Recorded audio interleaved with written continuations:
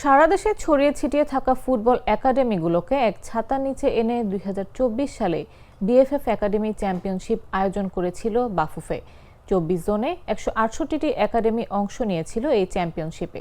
Academy নিয়ে এবারও প্রতিযোগিতা আয়োজন করতে যাচ্ছে বাফুফে।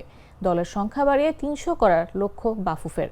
আর নতুন খবরের হলো, প্রথমবার মেয়েদের একাডেমি চ্যাম্পিয়নশিপও করতে যাচ্ছে দেশের ফুটবলের অভিভাবক প্রতিষ্ঠানটি। রোববার বাফুফে ডেভেলপমেন্ট কমিটির সভায় এ সিদ্ধান্ত নেওয়া হয়েছে। দেশে ফুটবলের পাইপলাইন আরও শক্তিশালী করতে এবার বড়সড় উদ্যোগ। ডেভেলপমেন্ট কমিটির ষষ্ঠ সভা শেষে এই ঘোষণা দেন কমিটির চেয়ারম্যান নাসের শাহরিয়ার জাহিদি। দেশে নারীদের ফুটবল একাডেমির সংখ্যা সর্বাধিক ৩০টি হতে পারে। বাফুফে প্রত্যাশা করছে ২৫-এর বেশি একাডেমিকে তারা প্রথম আসরে আনতে পারবে। সেটাও বড় একটা ঘটনা হবে নারীদের ফুটবলে। ঋতু শামসুন নাহারদের উত্তরসূরি তৈরিতে এই টুর্নামেন্ট কাজে আসবে বলেই মনে করছেন বাফুফে কর্মকর্তারা।